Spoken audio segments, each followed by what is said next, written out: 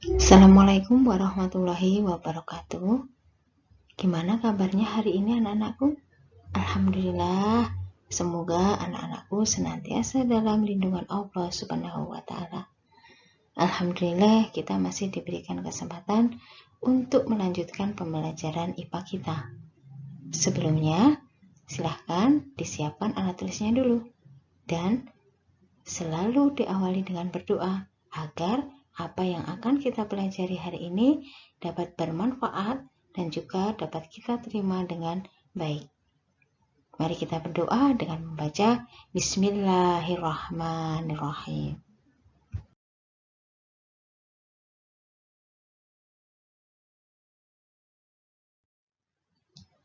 Pada pertemuan sebelumnya kita membahas tentang objek IPA dan pengamatannya. Tentu kalian masih ingat apa saja yang menjadi objek dalam pembelajaran IPA. Iya, segala sesuatu yang ada di lingkungan kita, baik yang bersifat biotik maupun abiotik. Lalu apa kaitannya dengan materi yang ini? Tentu saja ada, karena materi untuk hari ini adalah kelanjutan dari materi sebelumnya. Jadi materi ini kita membahas tentang klasifikasi makhluk hidup. Tujuan pembelajaran kita yaitu kalian harus bisa membedakan ciri-ciri dari benda mati atau makhluk tak hidup dan makhluk hidup. Kalian bisa amati di gambar yang tampak. Di situ ada gambar apa saja? Ada pesawat, ya, ada matahari, ada kambing, manusia sedang berlari, ada tumbuh-tumbuhan, ada batu, dan lain-lain. Lalu apa yang membedakan antara makhluk hidup dan makhluk tak hidup? Yuk kita lanjutkan materi kita.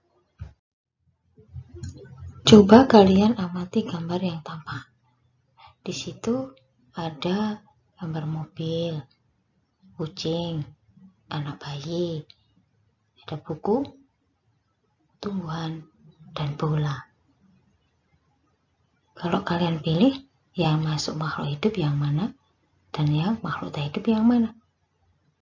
Iya, betul. Jadi yang termasuk makhluk hidup ada kucing, tumbuhan, dan ada bayi. Untuk makhluk tak hidup, mobil, buku, dan bola. Apa yang membedakan antara makhluk hidup dengan makhluk tak hidup atau benda mati?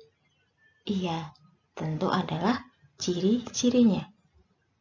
Jadi makhluk hidup itu mempunyai ciri-ciri sebagai berikut.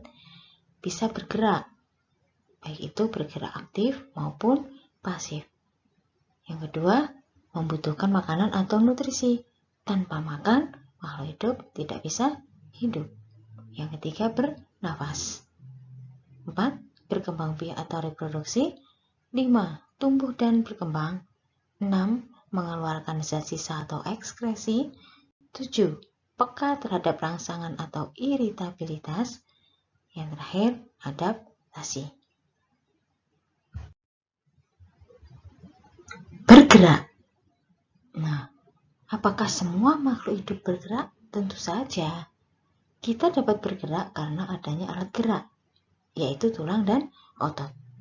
Otot dapat menggerakkan tulang sehingga kita dapat bergerak seperti berjalan, berlari, berenang, menggerakkan semua anggota tubuh kita. Lalu, apakah tumbuhan juga bisa bergerak? Kan tumbuhan juga termasuk makhluk hidup. Iya, tumbuhan bisa bergerak tetapi dalam waktu yang sangat lama. Kenapa tumbuhan bisa bergerak? Karena tumbuhan itu peka terhadap rangsangan. Jadi, geraknya tumbuhan itu karena dia menanggapi rangsangan. Meskipun gerak tumbuhan itu bersifat pasif karena tidak bisa berpindah tempat. Ciri yang kedua adalah membutuhkan makanan atau nutrisi. Setiap makhluk hidup memerlukan makanan untuk menghasilkan energi. Energi digunakan oleh makhluk hidup untuk melakukan semua aktivitasnya.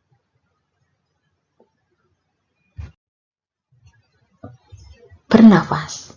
Ciri yang ketiga dari makhluk hidup adalah bernafas. Apa itu bernafas?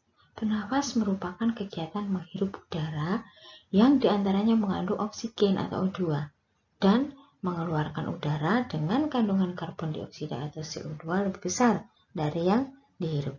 Jadi saat menghirup pun tidak menutup kemungkinan kita juga menghirup karbon dioksida, tetapi jumlahnya lebih sedikit dibanding saat kita mengeluarkan udara saat ekspirasi di proses pernafasan. Bernafas itu untuk apa sih? Iya betul, jadi bernafas itu membantu kita untuk memetabolismekan dari makanan yang kita makan sehingga dihasilkan energi. Selanjutnya, berkembang biak atau reproduksi. Berkembang biak atau reproduksi merupakan suatu kemampuan makhluk hidup untuk menghasilkan keturunan. Berkembang biak bertujuan untuk melestarikan jenisnya supaya tidak punah. Kalian bisa lihat di gambar, di situ ada gambarnya ayam. Ayam dengan anak-anak ayamnya. Kemudian ada tumbuh-tumbuhan juga bereproduksi. Contohnya pisang. Pisang menggunakan tunasnya untuk memperbanyak dirinya atau untuk bereproduksi. Cocor bebek dengan tunas adventif. Kemudian ada contoh-contoh tumbuhan yang lain. Tentunya kalian bisa mengamati di lingkungan kalian masing-masing bagaimana makhluk hidup itu berkembang biak. Tumbuh dan berkembang. Ini tentu berbeda dengan berkembang biak loh ya.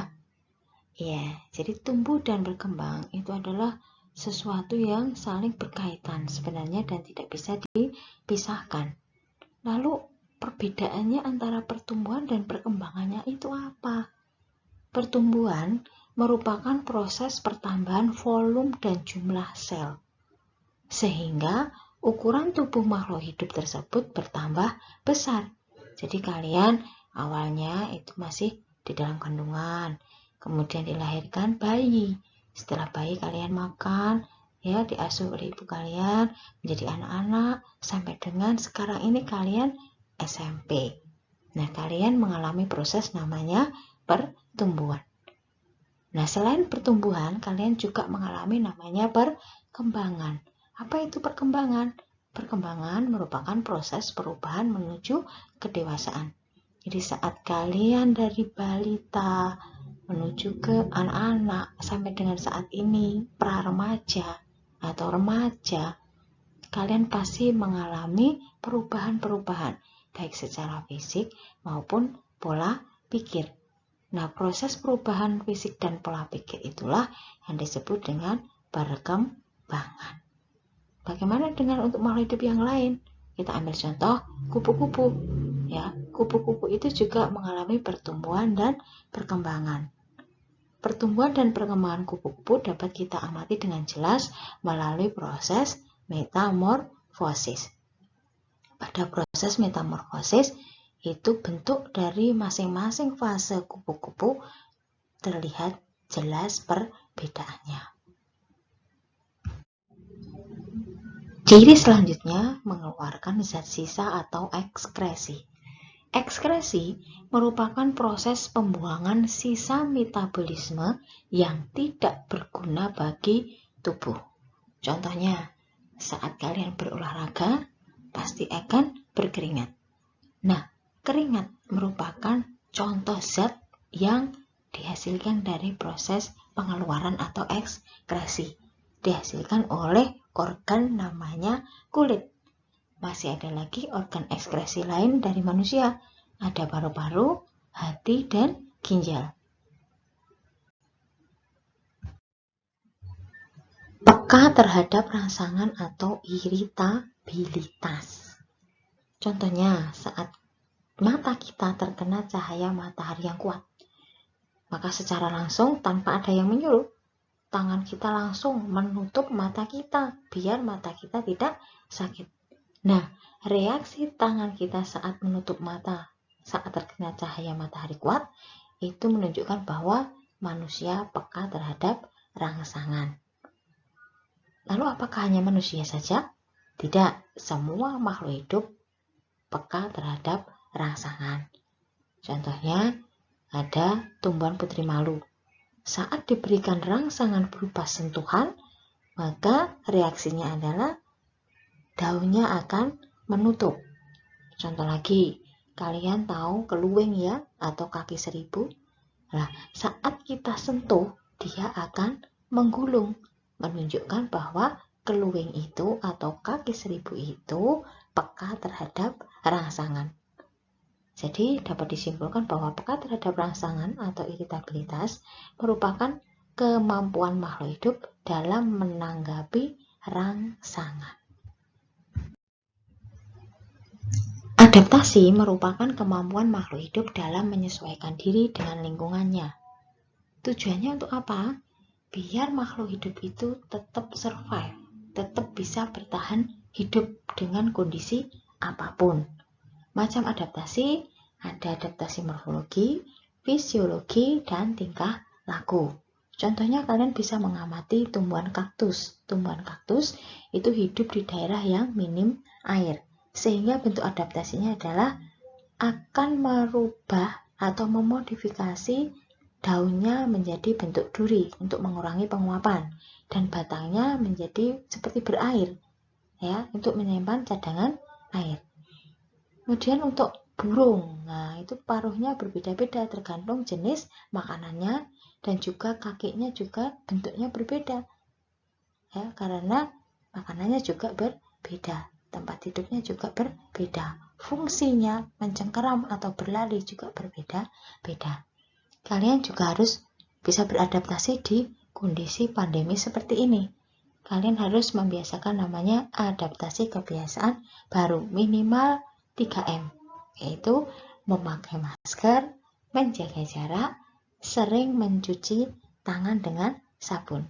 Bisa ditambahkan untuk adaptasi yang lain, misalkan rajin berolahraga, istirahat yang cukup, makan dengan gizi seimbang. Demikian pembelajaran kita hari ini.